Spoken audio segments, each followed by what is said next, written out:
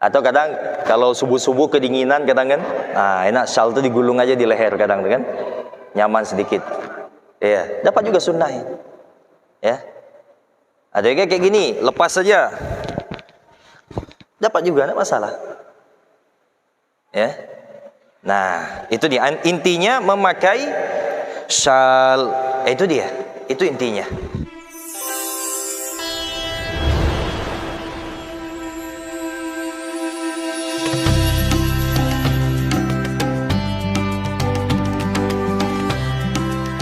Itu intinya. Bahkan sebagian kita pernah dengar ya, ada satu ulama saking kan tidak mau dia ketinggalan satu sunnah ini, kadang lupa dia memakai rida pas ketika sholat. Ini kan dalam sholat nih maksudnya, kadang diambilnya ada benang letaknya di sini, benang satu helai saja diletaknya di sini, asalkan ngambil sunnahnya saja. Masya Allah, subhanallah.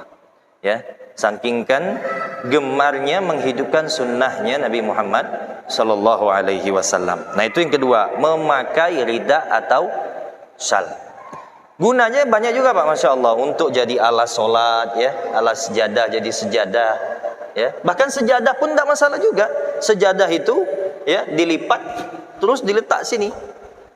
Sunnahnya sebenarnya, ini pertanyaannya menjadi apa ketika dalam sholat ya? Dalam sholat itu apakah kita bentang atau kita pakai? Nah itu saya baru teringat juga tadi. Sunnahnya memang kita pakai, bukan dibentang. Ya, tapi kita nyatanya kebanyakan dibentang. Pas berjalan itu dipakai. Kita kan yang pembahasannya di dalam sholat. Ya, sunnah-sunnah di dalam sholat dipakai. Iya. Iya.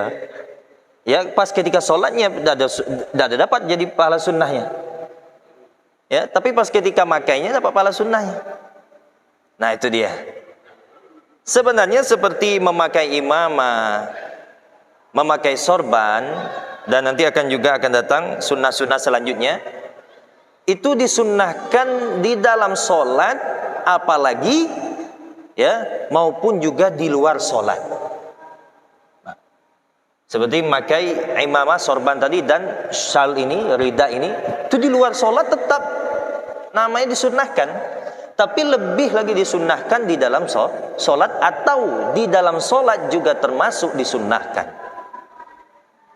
Jadi sunnah dipakai, ya, dipakai.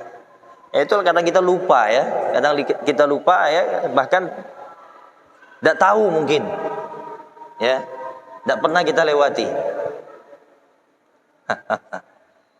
Itu yang kedua. Kemudian sunnah yang ketiga, lubsul jubbata, yaitu memakai jubah.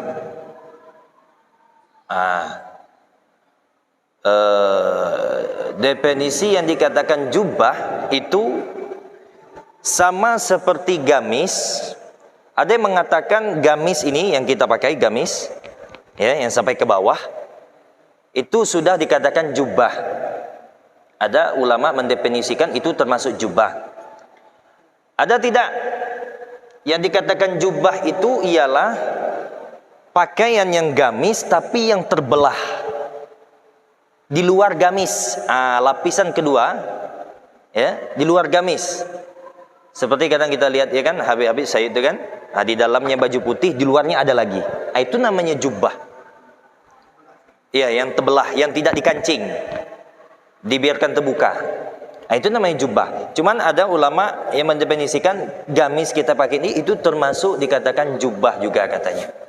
Ya, ala kulli hal ya, yang penting ya niatnya kita berusaha ya. Bahkan kalau dapat ya kita pakai ya. Kalau tidak punya ya dibeli, sunnah ya. Ya itu tidak mahal-mahal Pak ya, tidak mahal-mahal Bisa mudah. Nah itu cuman ya kebanyakan ulama memang yang terbelah tadi yang tidak pakai kancing, nah itu dikatakan jubbah. Ya, nah itu dia. Itu yang ketiga. Kemudian yang keempat, lubsul khatim, yaitu memakai cincin. Nah, termasuk juga sunnah di dalam sholat. Ya, memakai cincin. Nah, memakai cincin itu termasuk juga sunnah di dalam sholat. Yang jadi pertanyaannya, di mana tempat yang disunnahkan? Nah, ini dia. Asal atau dasar pemakaiannya boleh dimanapun, pakai cincin. Asal penggunaannya, peletakannya cincin itu tersebut boleh dimanapun. Akan tetapi lebih afdol, memang juga ada riwayat bahwa Rasulullah Shallallahu Alaihi Wasallam itu kebanyakan beliau pakai cincin di kelingking daripada di jari manis. Nah itu dia. Ya, makanya kita ya bahkan kita perhatikan masyayikh kita, para guru-guru kita yang istiqomah, masya Allah, ya, yang memang istiqomah dalam menghidupkan sunnahnya, rata-rata kita ulama-ulama kita di sana itu pakai di jari kelingking semua rata-rata. Karena riwayatnya kuat dan terbanyak itu Rasulullah Shallallahu Alaihi Wasallam memakai cincin itu kebanyakan di kelingking sebelah kanan, ya, daripada di jari manis. Dan lebih lagi kita tidak pernah dengarnya, asing mungkin kita dengarkannya, ini kayak ada batu nih, maksudnya mukanya ini bukan di luar tapi di dalam. Ya, di dalam sunnahnya sebenarnya. Nah, bukan di luar. Nah, ini tidak pernah kita dengarnya mungkin ya, asing ya kan. Nah, itu sebenarnya sunnah. Jadi cukup hanya sebatas ini saja, dah. Cuman dasarnya ya dimanapun ya, mau di jari kanan, jari kiri tetap dapat sunnahnya, tapi kita sesuai ya mengikut ya bagaimana Nabi kita Muhammad SAW memakai cincin ini, yaitu di jari kelingking sebelah kanan daripada jari manis. Manis kadang ada juga katanya ya sama sunnah. Cuman kalau di jari lain, jari tengah, telunjuk, jempol, itu ya dah. Nah, itu dia. Ustadz, ya, kita ini dapat cincinnya agak lapang.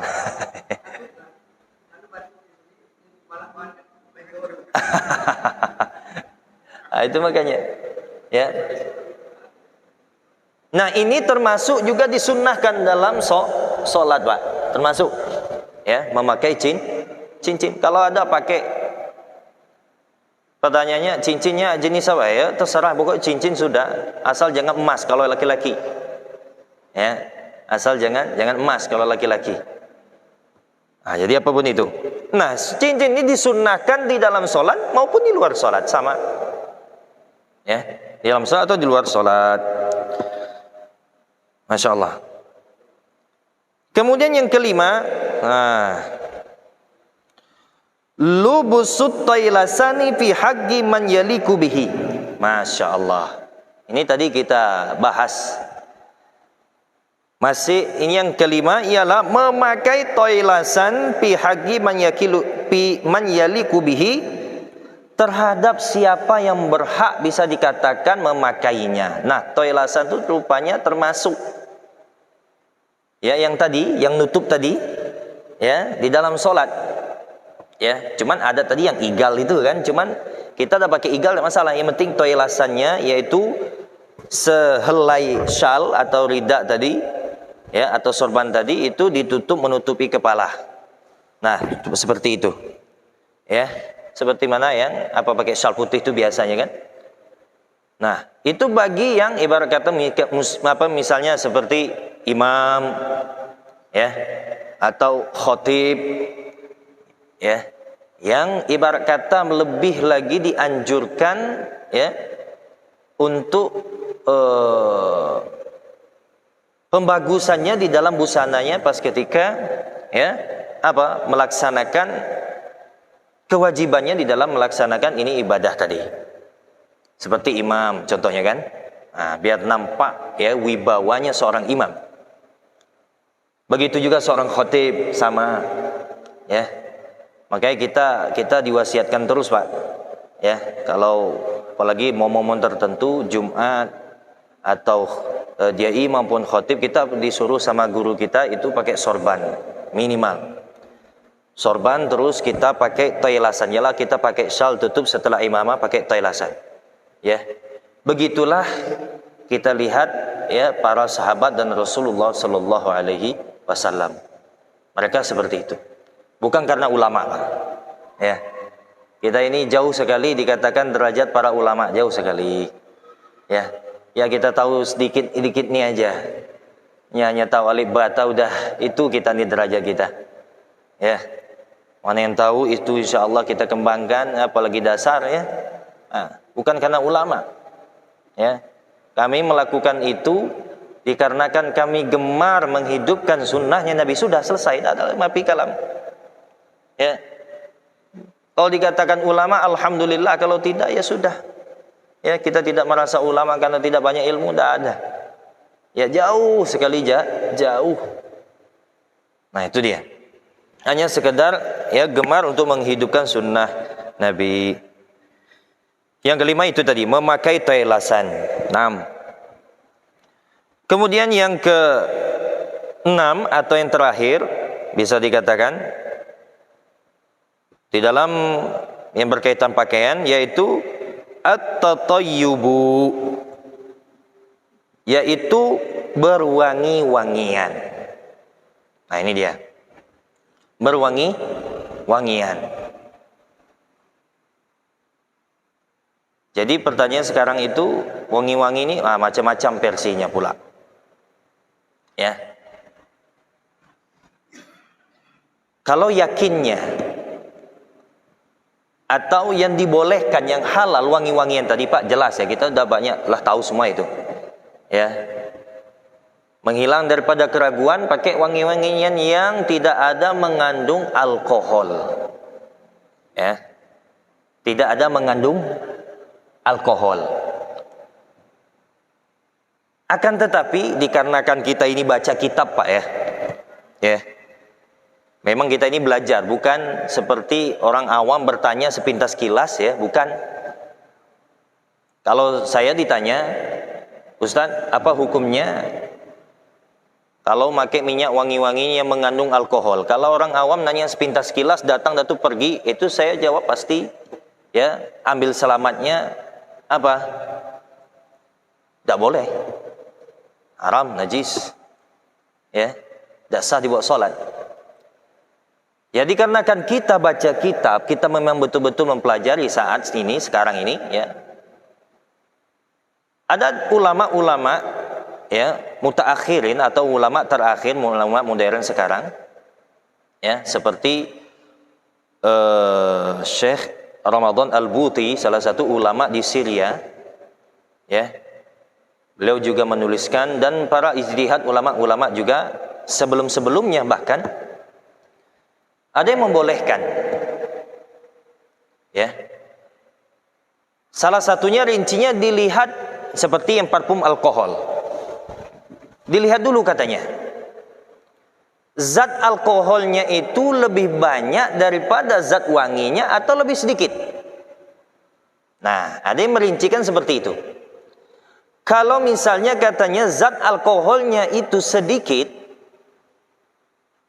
dan lebih banyak daripada zat yang lain, ya, zat yang lainnya lebih banyak daripada zat alkoholnya, ya itu dimaafkan, ya, apa?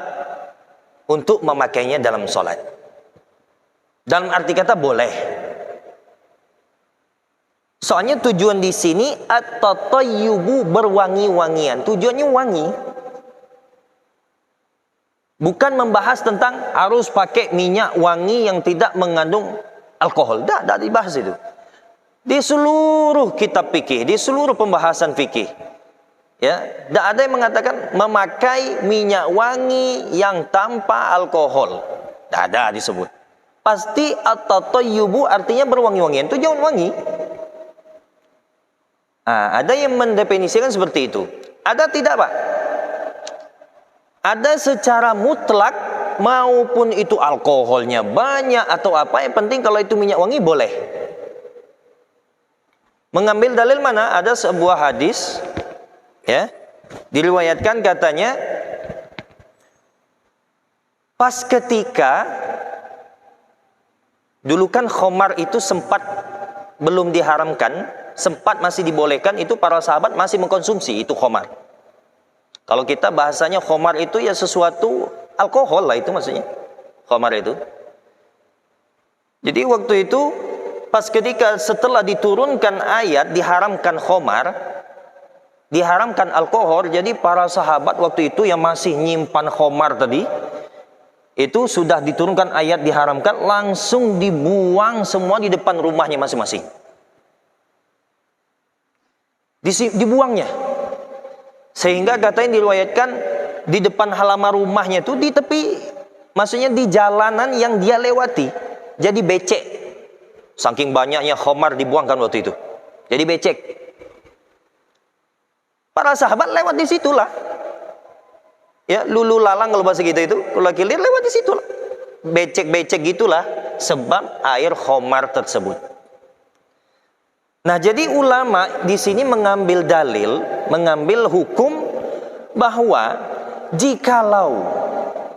kalau misalnya khamar atau kalau bahasa kita sekarang itu alkohol, kalau bahasa bahannya itu haram memang pada zatnya, tidak bakal para sahabat bahkan Nabi pun melarang untuk membuang alkohol tadi di tempat yang lulu lalang yang mana dilewati para kaum muslimin waktu itu.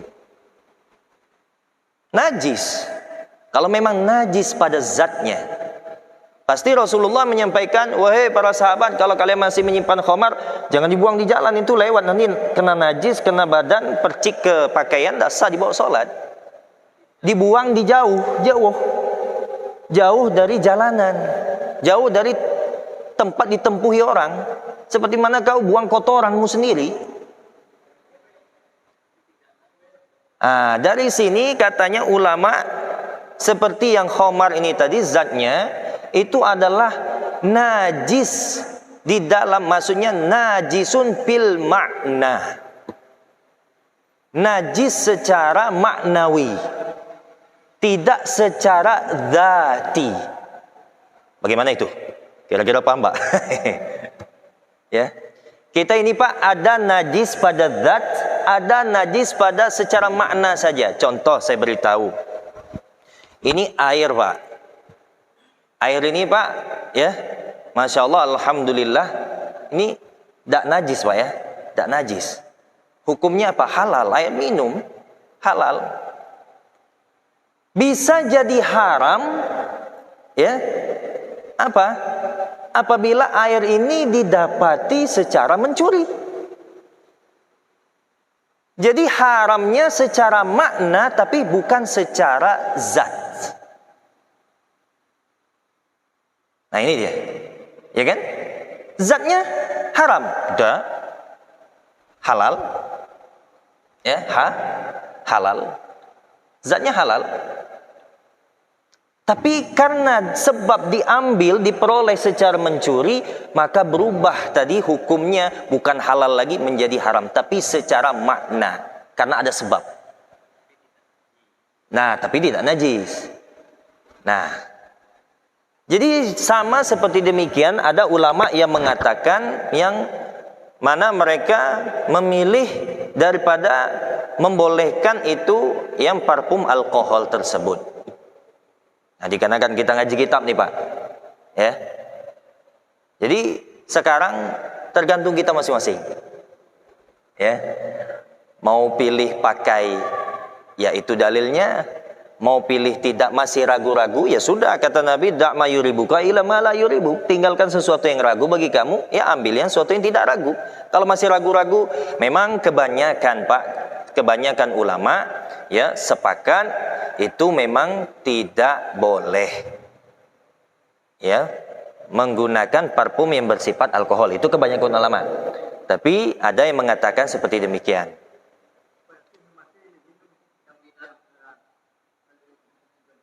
Kalau untuk dikonsumsi, ya jelas haram.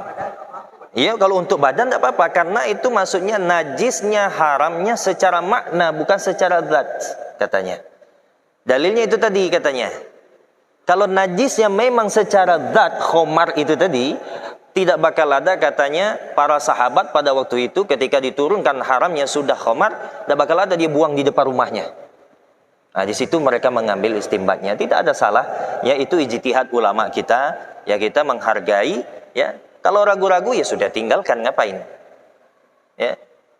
Cuman terkadang apalagi bahkan kita melihat para masyayikh kita, para guru-guru kita, yang mana mereka waktu itu kita setiap minggu ada ngadakan maulid di tempat majelis, ya. Terus di setiap majelis itu kadang ada disemprot minyak wangi, kadang ada yang alkohol tuh mereka tidak ada ngomong, tidak ada bahas. Ya, terutama Syekh kita Sayyidi Al-Habib Umar tidak ada ngomong. Cuman mereka tidak mau saja. Bila ada yang menyemprot, dan cukup yang lain aja. Nah itu. Apalagi kata ulama ada lagi kalau misalnya minyak wangi di tempat itu tidak ada yang tidak mengandung alkohol, nah itu malah lebih ya, lebih jelas ya dimaafkan untuk memakainya daripada tidak minyak wangi. Karena itu tujuannya berwangi-wangian. Nah, itu tadi. Nah, itu sunnah yang terakhir yang berkaitan dengan pakaian. Adapun sunnah yang selanjutnya itu insya Allah kita akan bahas di pertemuan akan datang. Berketepatan waktu sudah habis. Baik, kita tutup majelis kita. Adapun itu pertanyaan kita besok kasih kesempatan di pertemuan akan datang. Kita tutup majelis kita. Al-Fatihah bil qabul wa tamim al-usul. Ala kulli din salihah wa ila hadratin bisiril al-Fatihah.